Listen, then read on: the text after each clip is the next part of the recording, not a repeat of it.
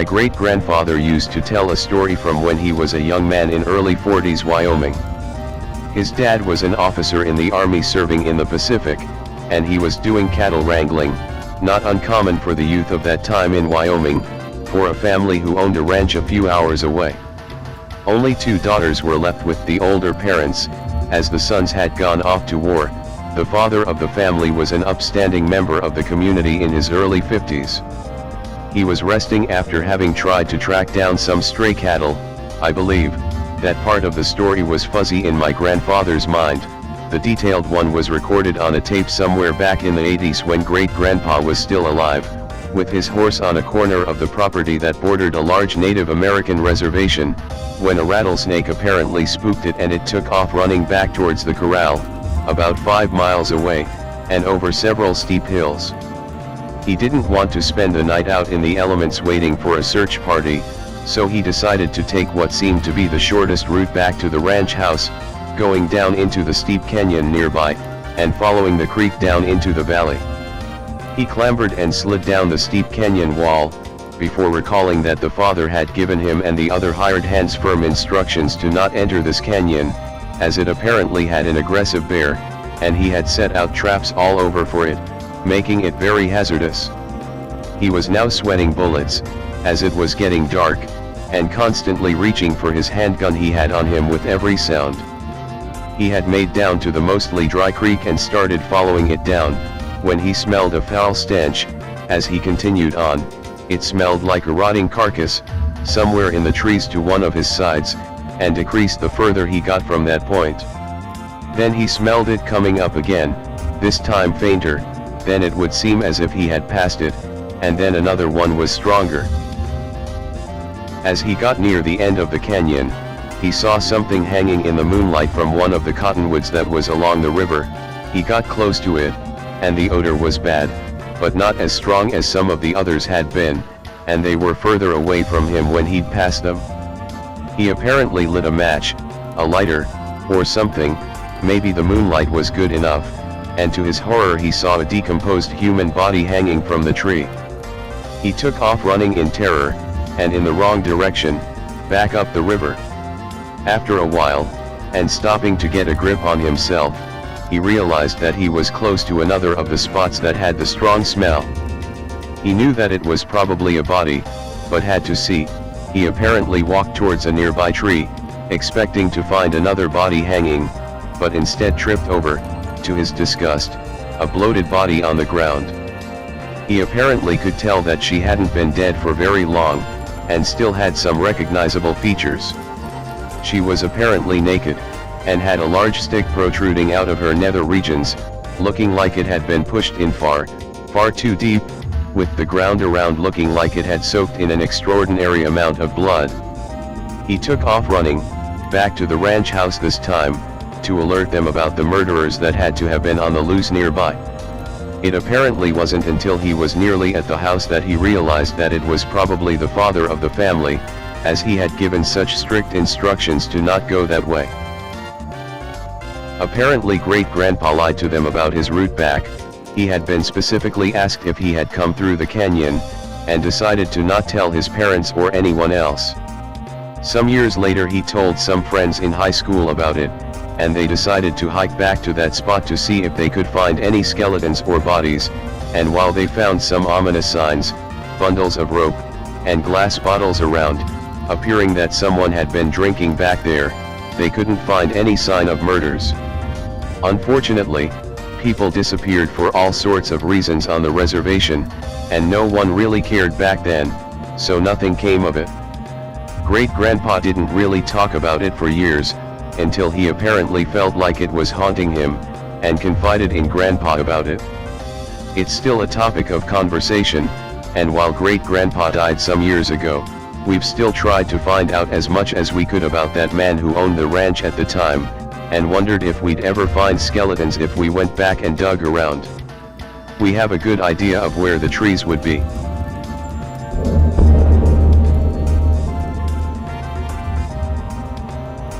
UK.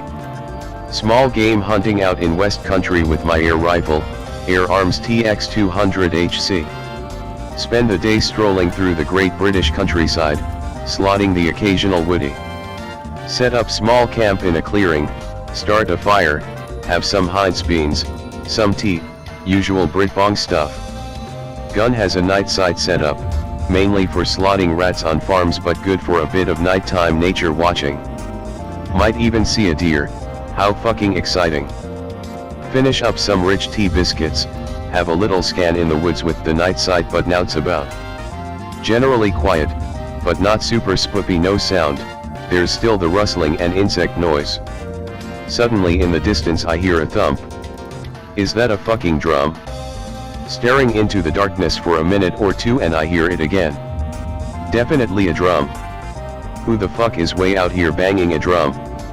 Sling rifle, stuff pellet tin in pocket and make my way in the direction of the noise.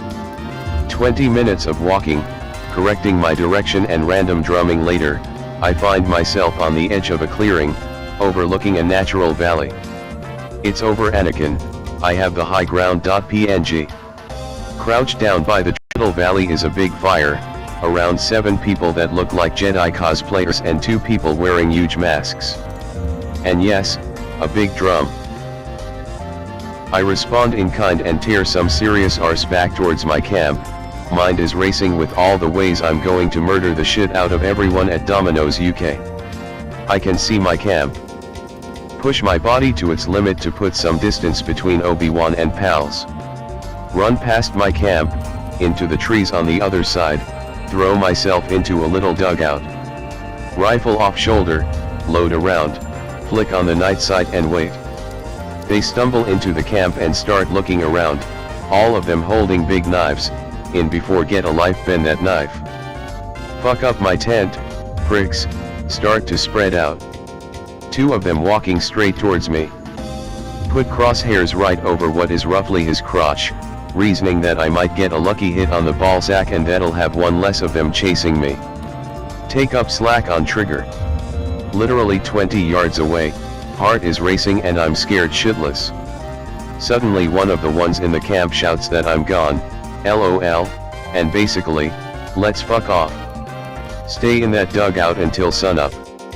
Drum going all night. Grab essentials from camp and half run half jog all the way back to the car. I swear to God everyone west of Reading is either fucking their sister or in a fucking cult.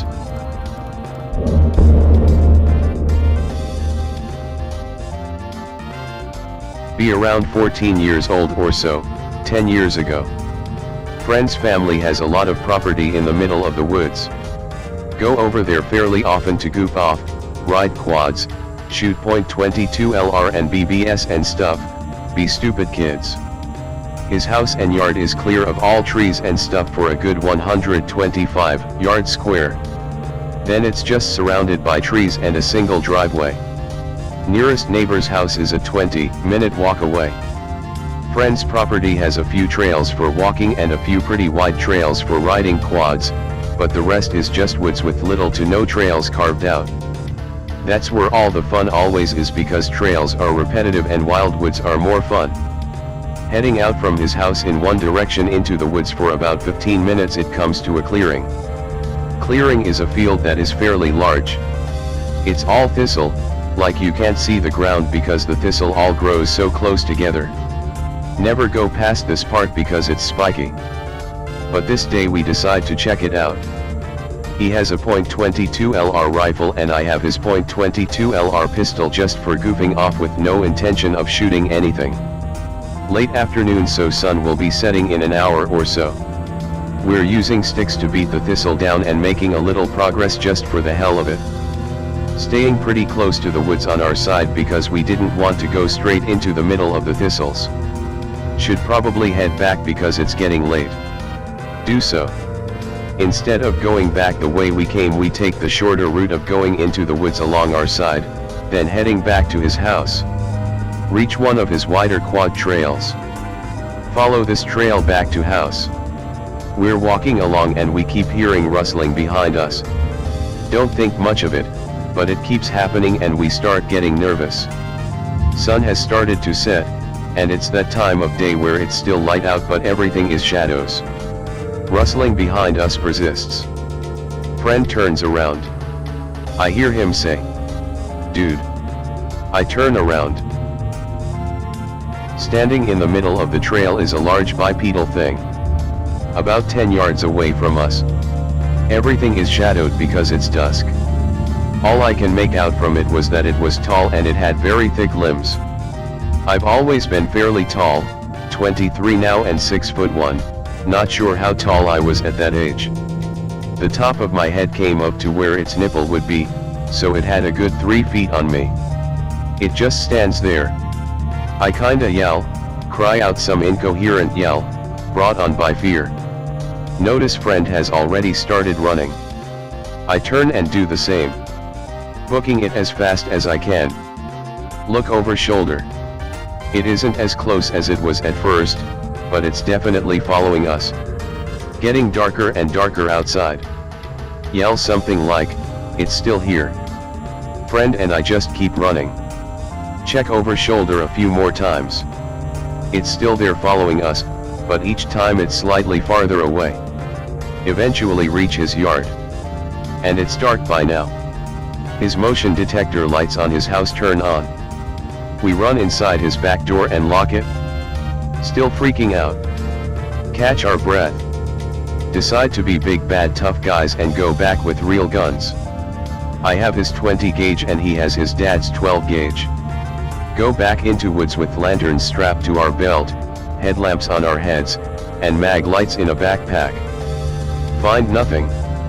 It's dry out and pine needles are covering everything, and we don't even find prints.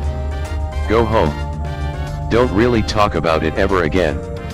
I haven't spoken to him in 6 or 7 years, but even before that happened he always talked about sometimes the woods by his house made him feel weird. I live on a tiny island in Washington state. A bear would have had to travel 130 miles from the mountains to the coast and then swim 10 miles across the ocean. This is why it was so scary for me. It was not a bear. I live on the mainland now and I frequently go in the woods and in the mountains and camping and whatever, and if this would have happened again I still would have shit my pants, but I would know it was a bear because we have bears in the mountains. But, back home, the biggest wild animal we have are black-tailed deer. There are no bear and there are no big cats. So unless there's an Andre the Giant-sized guy in a gorilla suit goofing off in the middle of the woods, then I don't know what it was.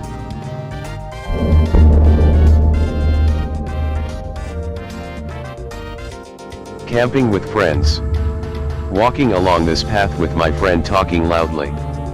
She asks me, "Oh crap, Meg, did you bring that extra sleeping bag for me?" "Yeah, I got it." Getting pretty far away from camp. Suddenly from the brush cross the stream that our path paralleled. "Beb, did ye, bring da etra? AP Berg Fumi." It was so inhuman, sounding like an animal almost. It repeats several times. Each time it sounds more and more like my friend. We are terrified. We start running back. Hear leaves moving behind us. Too afraid to look. From behind us in a low whimper. "Wait, I'm hurt. Sounds just like me." I'm crying. We keep running. As we get closer to the opening into the field we were camping in, the bushes are thicker. We're not real fit and we had been running pretty hard. Gasping for air. Directly from the right of us. Tired yet. Sounds like her again with almost a bark.